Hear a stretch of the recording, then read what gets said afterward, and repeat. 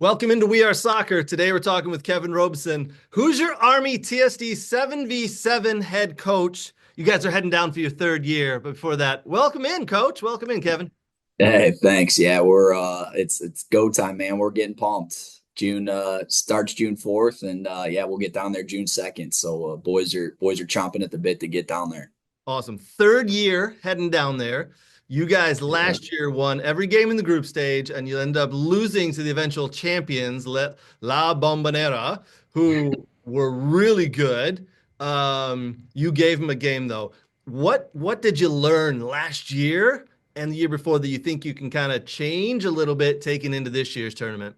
Yeah, I mean, like you said, La Bombonera, I don't have the good accent like you did. You did a good job with that. But yeah, it's they were fantastic. By far the best team we had seen, I think, in the two years that we've been there. They took care of Nani 4-0 in the final pretty easily, and we stayed tight with them. But looking back, I was actually just watching the game again today. I watched it a couple times, rewatched it. I'm sure Yags is getting mad at me for watching too much TST instead of recruits, but we'll talk about that later.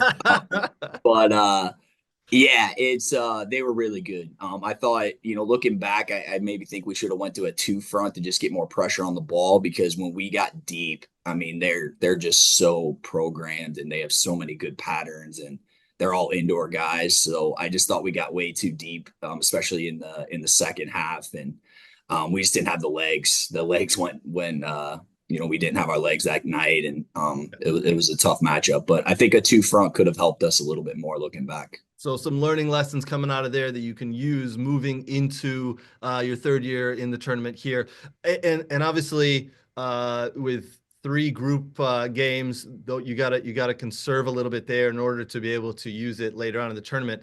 That's interesting though that you said we could have probably pushed two in the front and started to push them a little bit. Now La Bombonera, I think they were one of the oldest teams in the tournament. They had guys who were late 30s, maybe even early 40s, some of them, which really impressed me. But you nailed it, man. They were, and you could tell, former indoor professional soccer players. They knew Yeah. how in tight spaces, how to move the ball and get out of pressure pretty quick. Um, have you guys focused? Have you done any focusing on that type of stuff and how to use all the space in that small field? Yeah, so our last video session via Zoom, we hit a lot of the defending principles. This week on Thursday, we're actually going to talk a little bit more attacking and some restarts. But yeah, you talked about it, how good they were in tight areas, and they had a little bit more pattern play than we did, and Hmm. they're training together all year. They're playing in leagues. They're Delaware indoor pros. I mean, they are programmed. They were fit. They were athletic. Yeah. So like I said, we gotta change a couple things, but we had to get cleaner on the ball. We lost a lot of duels in that game.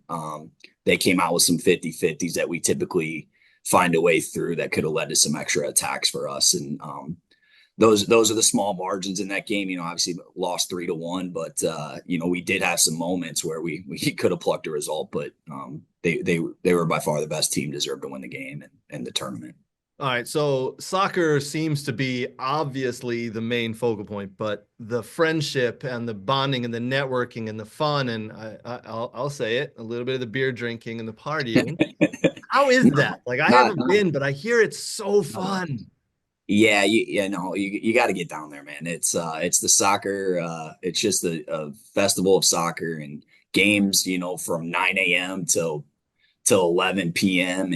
and just tons of hanging out, tons of stories.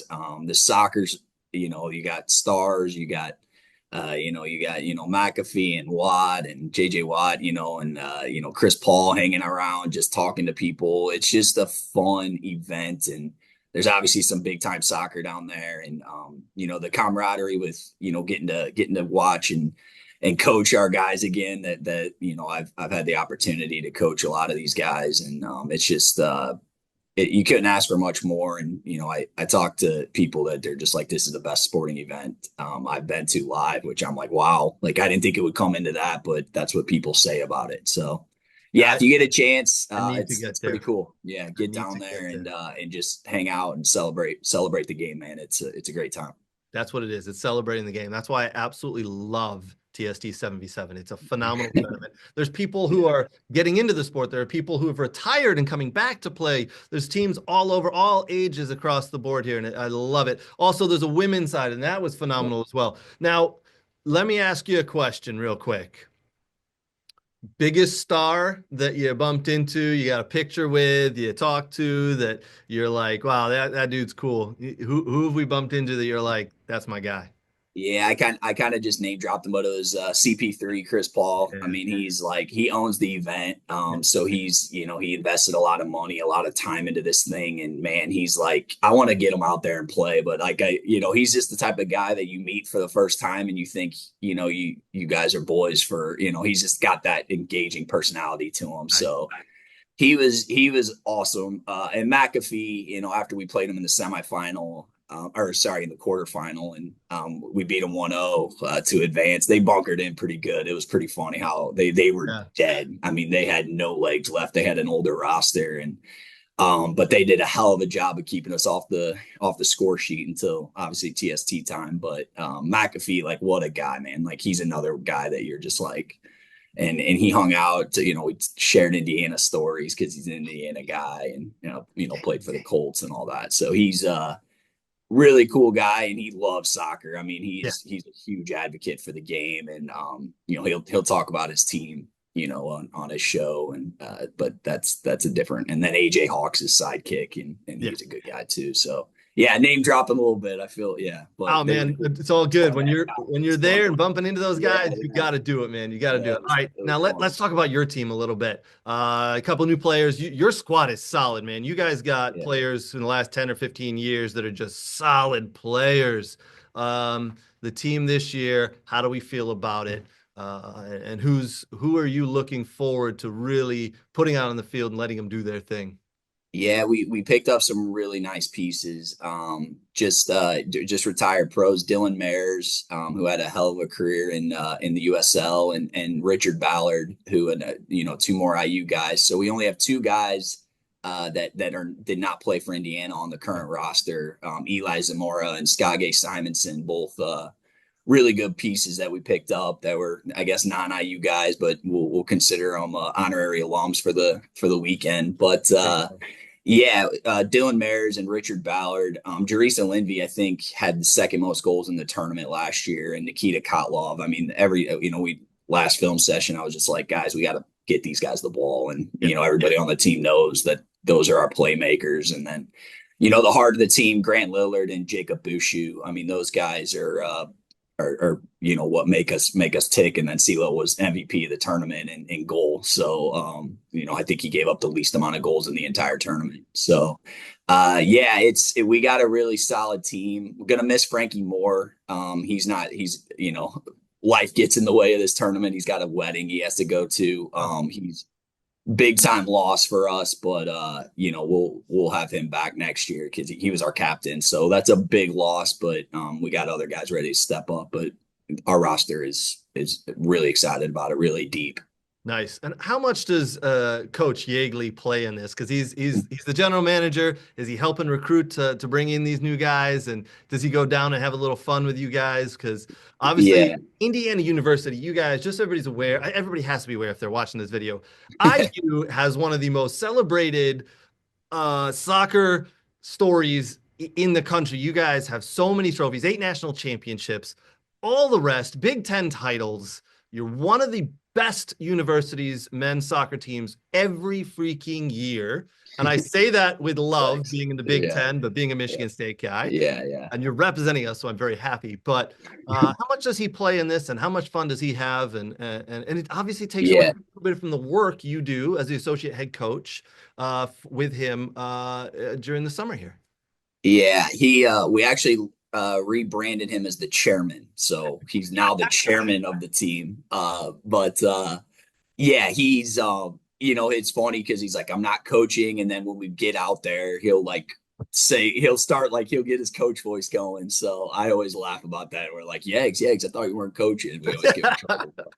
No, he loves it. I mean, when we talk to people about this tournament, we obviously talk to recruits about it all the time. We're like, hey, like recruits even know about the tournament and they follow it religiously on social media because TST does such a good job of getting this tournament notoriety. And we'll talk to recruits, be like, hey, you come to IU, you can be a part of the TST team. So that's like another part of our pitch to them, when we're Awesome. trying to get kids to recruit. So, but Yeggs is, yeah, I mean, he's as big a proponent as this. He's on the phone fundraising for this thing and Nice. trying to get us, extra money for going down there and obviously stipends for the players and all that. So he's a massive piece to this thing. And Harrison Petts, I mean, this thing wouldn't be happening without that guy. I mean, you got to have a guy that really gets everybody together and does even more fundraising and the paperwork, the logistics. He sets up an LLC to fund all the money. And I mean, it's a Smart. lot. It's a lot of stuff going on. And, he's got a life of kids. He's just as sharp as it gets, but you can't do this without a guy like Harrison Petts. Nice. All right, Coach Robson, thank you so much for joining us. Listen, Yeah. you are carrying the flag for the Big Ten. Third year in a row. I have Yeah. no doubt you've learned a lot of lessons. You're gonna take it forth. I'm putting my money on you guys this year. I think you're Wow, gonna get it done. I have faith. man. I watched your guys' games last year and I was blown away with how awesome it was. And Yeah. like you said, you just kind of ran out of legs at the end there against the eventual champions. Come up against them again. My money's on Yeah. you. I So love it. I love get it it. done. Appreciate the support, man. And thanks again for having us on. And yeah, we're Big Ten for sure. All right. Thanks, buddy. We'll talk to you soon. Good Yeah. luck. Thanks, Craig. Appreciate it, man. Thanks.